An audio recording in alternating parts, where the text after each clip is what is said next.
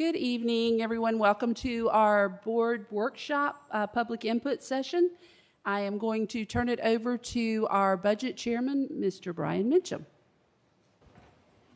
Good evening. Welcome everybody to our public input hearing on our budget for 2022-2023. Amazing. We are near the end of this process, sort of. Yeah, I got the shaking of the head. Yeah, so I was just looking at this. It only had like 2 more dates on it or something like that. Okay. So, Ms. Tina Meunier, if you will be so kind to provide us with your presentation. Thank you.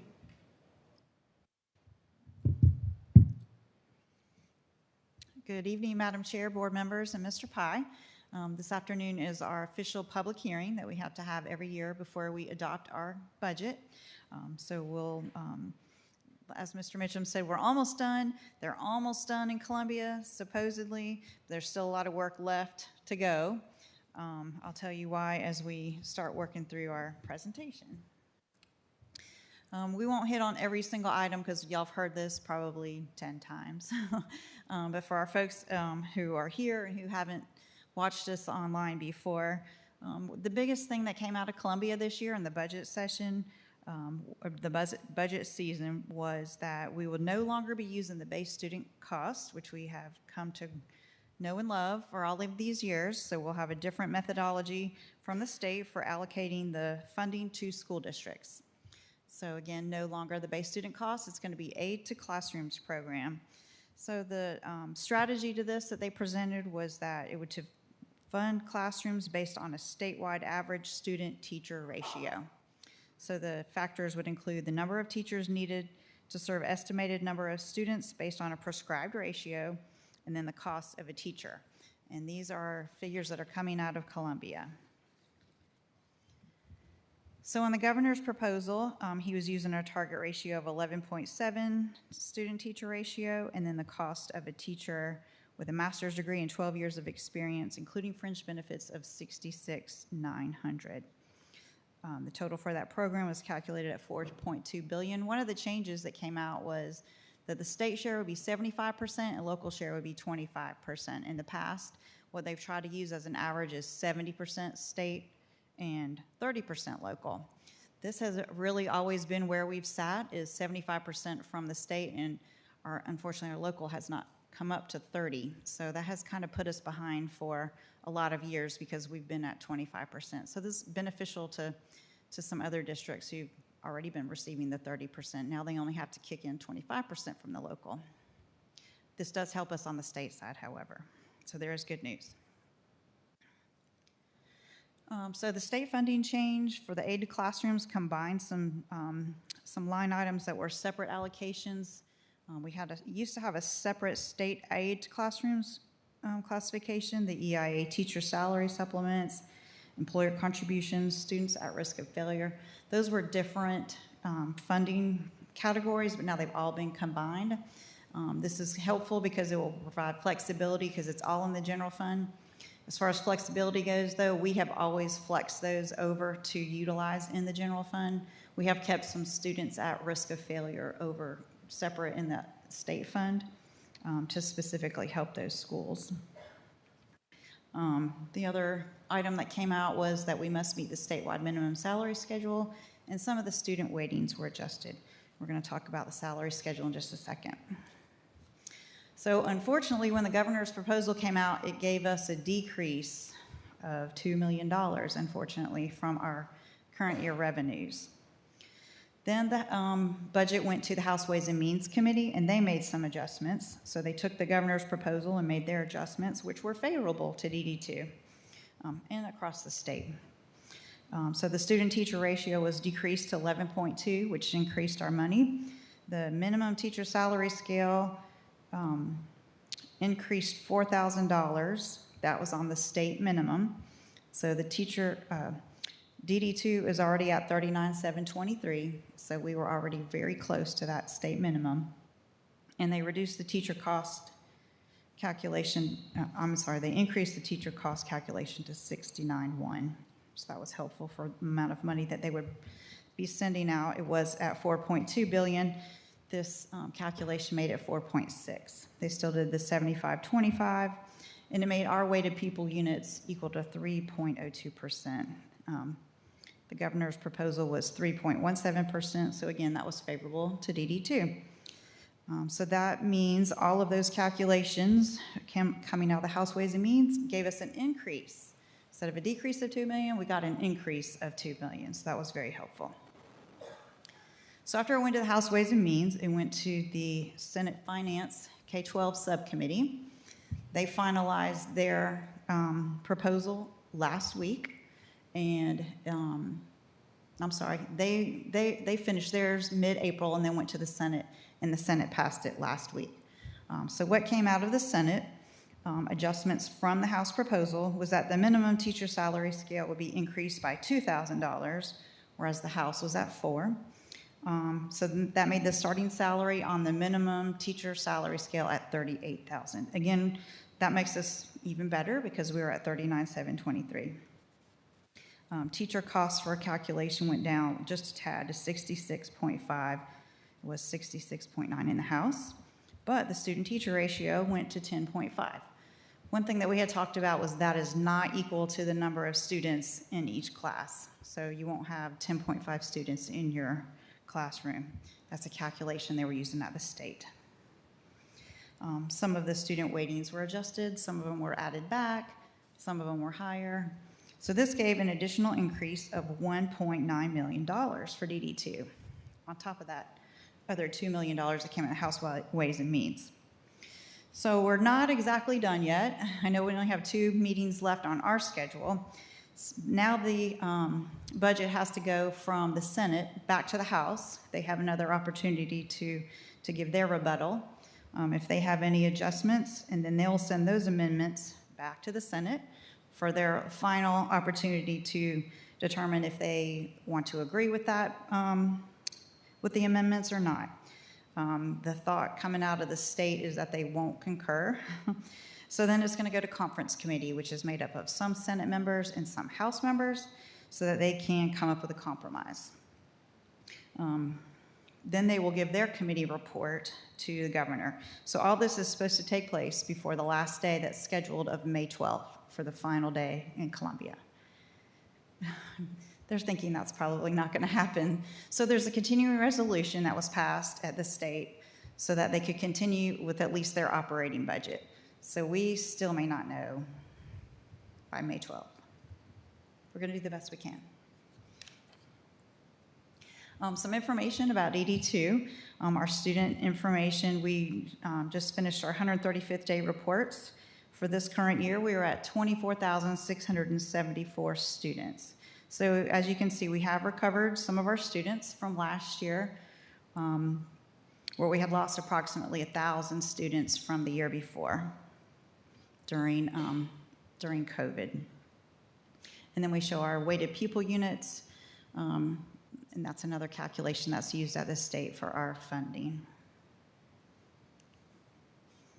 So I'm sad Mr. Farnsworth not here because this was one of the slides that he had wanted, which is good. I'm glad that he asked for this because we usually present this information. So pursuant to the South Carolina Code of Laws, in an effort to curb extreme tax increases, the South Carolina Revenue and Fiscal Affairs Office calculates the CPI and population factors for each school district. So the CPI is the Consumer Price Index, so that's the percentage that's increased across the state. So each district got a 4.7% CPI percent. And then for our district, specifically for DD2, we had a 1.18% increase in population.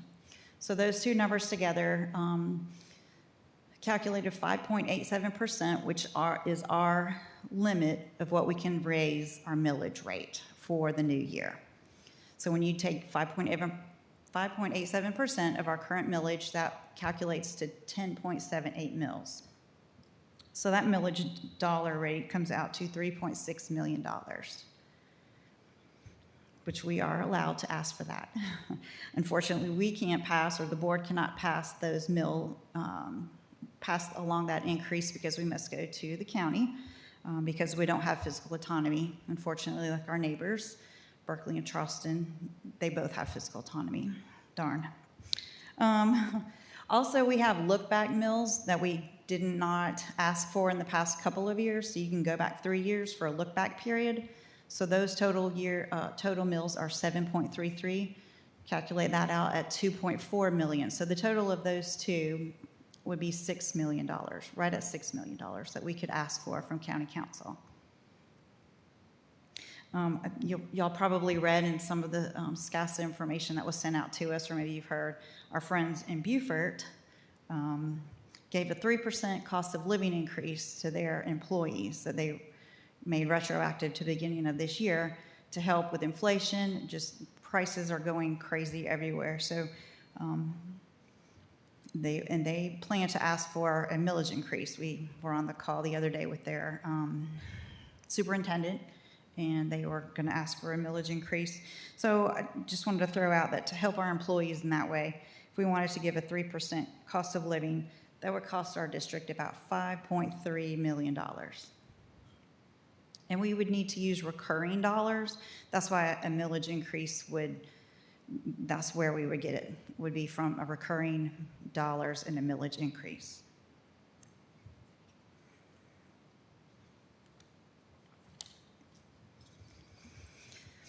So some fun facts about Act 388 that was passed in fiscal year 2008. As we know, the 4% properties are no longer taxed for school operating taxes. So the penny sales tax came into play, and in the first year when that happened, the state gave us dollar for dollar what we received from the prior year for the state revenues. And then every year after that, they were supposed to try to make us whole, since we weren't getting revenues from the property tax owners, from the real property owners. It was supposed to come from the penny sales tax. So looking at the old method versus the new method, in the first year of 2008, 2009, when it first started having a shortfall, it was $2.7 million. And it's grown every year since then. Now we are at a shortfall of $114 million for all of those years. The other item that just wanted to take note of, Mr. Farnsworth had asked about, is the fee in lieu of tax program that Dorchester County is able to enter into for businesses, and they can enter into those agreements. We had a GASB statement that came into play in 2017, and so before that we weren't given those numbers, but ever since then the county has to provide us with the tax abatements, meaning the money that we don't receive because of those fee in lieu agreements. And an average since 2017 is about $5.8 million that we don't get for tax revenues. That's reported in our financial statements, our audited financial statements as well. The general fund balance is another favorite topic. At the end of June 30th, 2021, at the end of our fiscal year, we had $39 million. It grew a little bit because we had some savings from COVID. We had energy savings, supplies savings. We had substitute teachers who weren't coming in savings. So we had some additional revenues that caused our fund balance to grow, which is good. The GFOA recommends that you have 16.7% of your fund balance, which is 2 months worth of operating expenditures. So in case the event of a hurricane or a flood, or if you're not able to get your revenues, you still have some savings in the bank. At the end of 2021, at the 39 million got us up to 17.3%. That sounds good, but unfortunately, DD2 and DD4 were the only two districts in the state of South Carolina who have local legislation that prohibit us from going over 15% for a fund balance. So we wouldn't even be at the GFOA recommended 2 months worth of expenditures. However, there was a proviso passed last year which allowed us to go over the 15%, and there was a proviso passed, it's in this current year's budget as well, to allow us to go over the cap, which will be very helpful. We would like to ultimately get that act repealed. We'll keep working on that.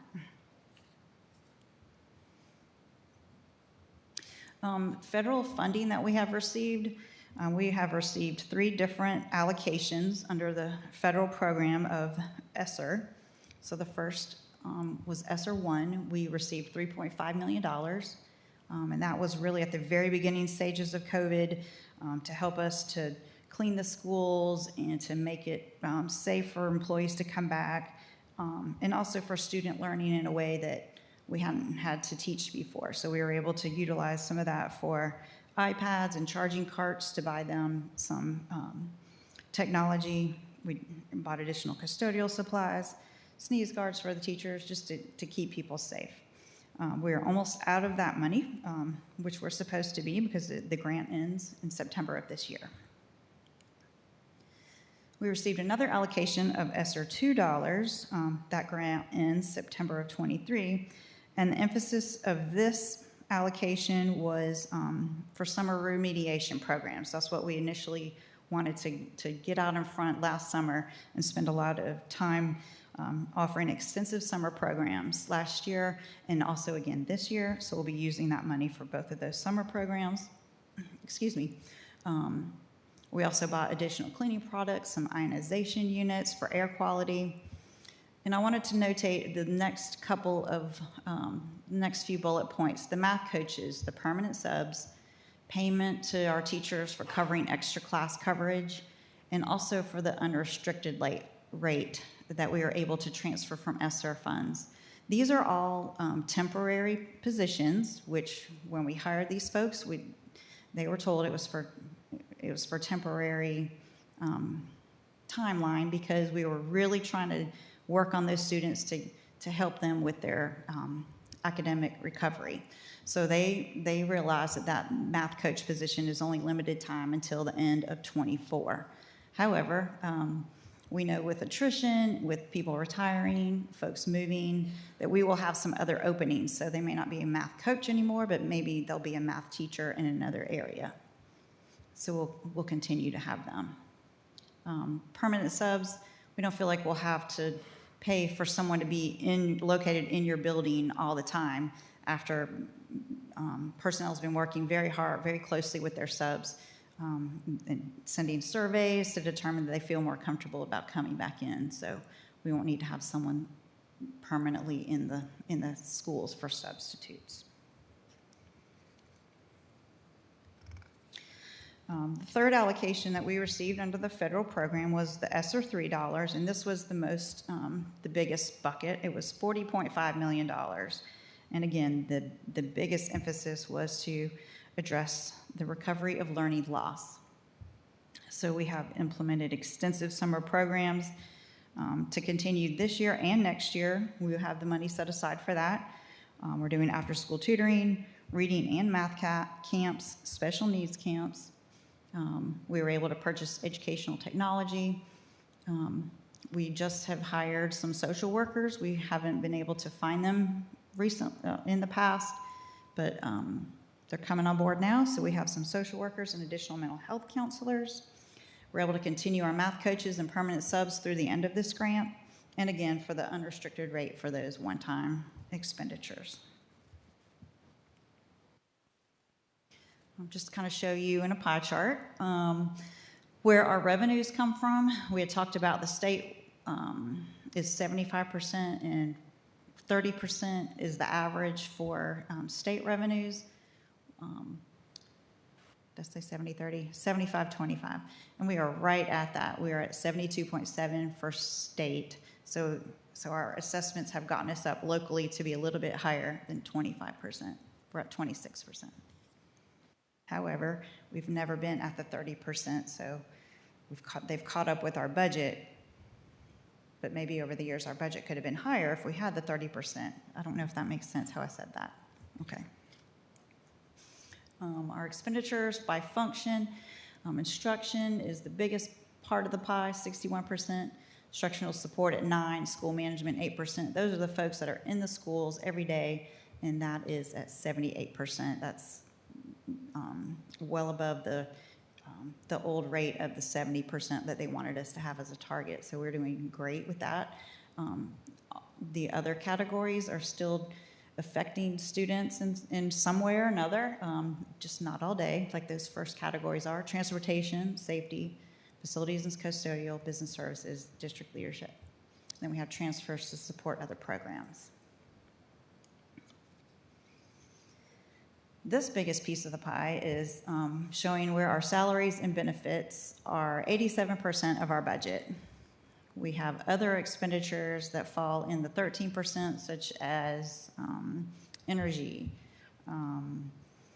Again, our not transportation. So energy costs. So we still have a lot of fixed costs in that 13%. So the biggest item that we spend our dollars on is salaries and benefits, and that's like most school districts.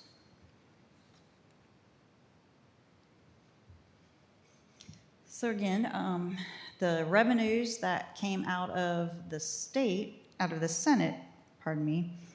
that were increased, the biggest one was the aid to classrooms, came up to be $125 million, which again looks a little funny because looks like a lot, and then the next item looks like a loss of $117 million, but they combined a bunch of those categories to equal the $125 million. We did increase our state revenue in lieu of taxes a little bit more by $500,000 from the first presentation that we had, and we had a local property tax increase assessment. We did talk with the county. I need to get those updated numbers. He said that he thought that we would be fine to be able to balance our budget, to balance where we are with increased assessments that they had calculated at the county level. So we had an additional $2.4 million in revenues, this is, again, as we presented last Monday. So our additional state and local revenues in this budget are $11.1 million. Expenditure increases. The only thing that we changed from the first presentation from the House Ways and Means after we got our Senate budget, where the increase was presented, was a $1,000 increase to teachers and admin to their scales. So that would be each cell on the admin scale and each cell of the teacher scale. That equals 2.59, right at $2.6 million. And that is on top of, as you can see, we have a teacher step increase already included and a step increase for the average of 2% for all other employees as well. Another item to highlight is that the 10% retiree deduction, we eliminated that, so that's built in the budget. So if anybody retires and they come back, they won't have that deduction anymore. So the increase in expenditures is $11.6 million. So right now we're sitting at just a tiny deficit of $470,000 without everything included. So all those words are in numbers here. So as you'll see in the first column, our current budget is at $225 million, $225.9. The second column is what we project our revenues to be for this current year. And the third column is our proposed budget for FY 22-23. So that amount will be $237,098,393. So that's an increase from last year over this year of that $11.1 million that we talked about a couple slides ago. And for expenditures, again, our current budget, total expenditures, $225.9 million. Our projected expenditures for this current year are at $224. It shows a small deficit, but we had an increase in our fund balance last year, so we'll be flush with that. And our proposed budget for next year for 22-23, right now the expenditure side is $237,569,389. So just a small deficit. However, we have items currently not included. We had talked about if we got any additional money, we would try to go back and increase the per pupil allocations. They had been cut over 10 years ago to $52.50 per student. The other item that we're not sure what's going to come out of conference committee when they compromise on, well, the House wanted $4,000 increase, the Senate wanted $2,000 increase. Are they going to fall somewhere in the middle with $3,000? Not sure about that, so that's not built into the budget yet. And if we wanted to ask for a 3% COLA for all of our employees. That would be $5.3 million. That's not built into the budget. Major initiatives, completion of the district office renovation. That's the final project from our referendum. We're about to shut that. We're about to be complete with that.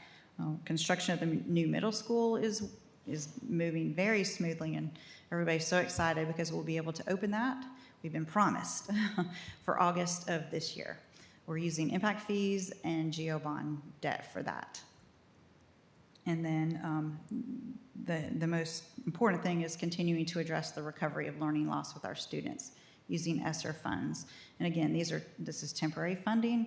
It's not recurring monies. We can't use this to spend on teacher pay raises, employee pay raises.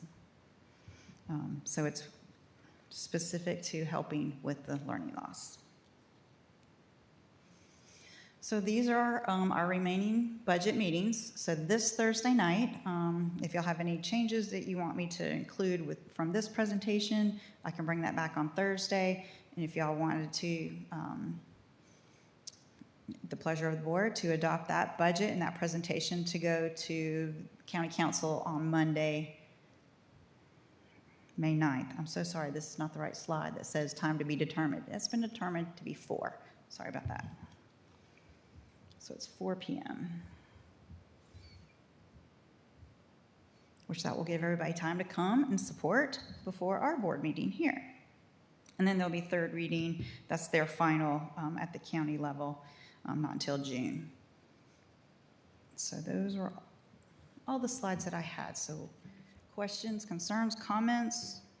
I have just 2 questions. The first question is the deficit, the 470? What? 70. Yeah. And I know that before that it was a lot more, but before that it was nothing. Can you explain how we're going to try to alleviate that if we can? Well, when Mr. Pye and I met with, and Adam, met with the county officials, they felt sure that the assessments, so our local property assessment, it only increased by $106,000 from last year to this year. And the administrative folks thought that they felt very certain that they would be able to help us find some additional local property tax, not find it, I'm sorry.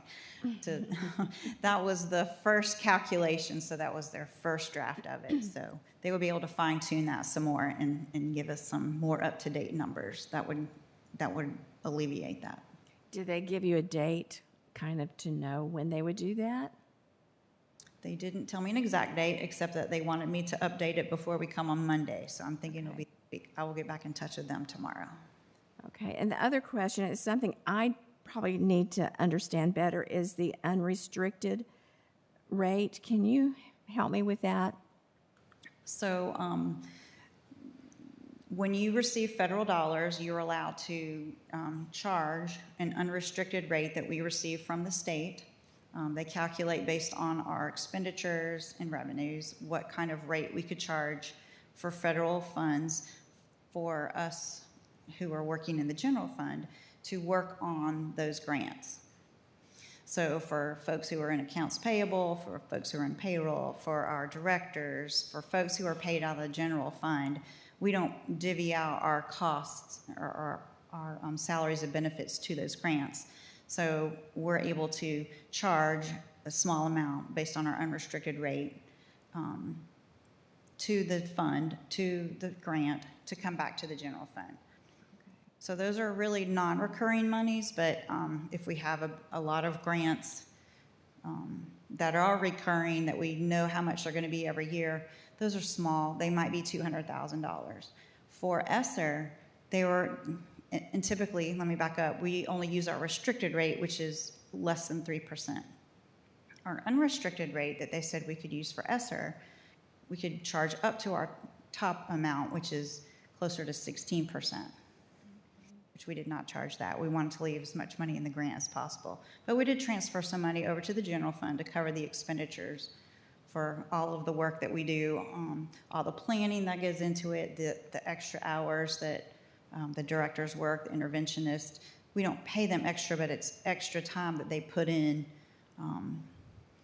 that we're able to utilize for one-time expenditures. That's why I wanted to make sure that even though we have that money coming into the general fund revenues, it's really only one-time money. Well, it's for 2 years, 2 more years.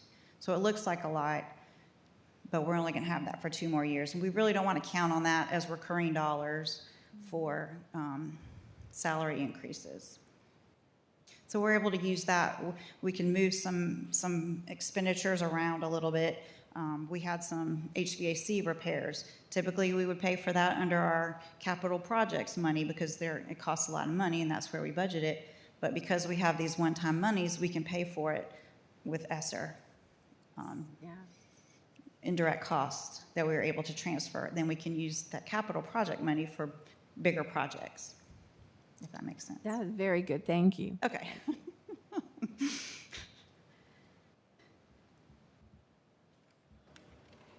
Thank you very much. I did have a question for you. I'm sorry I didn't ask you this. You may not have this information handy. Our percentage that we increased our budget from the previous operating year, it seems to me it was not as large as this one. I did not bring my folder And I could be totally wrong on that because I just thought about that a few moments ago. I didn't look it up. So maybe if you just could maybe add a bullet point on that for Thursday, just out of curiosity more than anything else. Does anybody else have any questions or comments? All right. Thank you. Okay, thank y'all very much.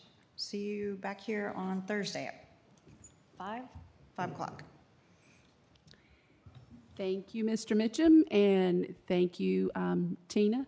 We appreciate all the hard work that y'all have put into this because I know you and your department, Tina, along with the budget committee, this has been, as it is every year, a very, I don't want to say the word taxing, but a very trying time. But anyway, thank you for all of the hard work.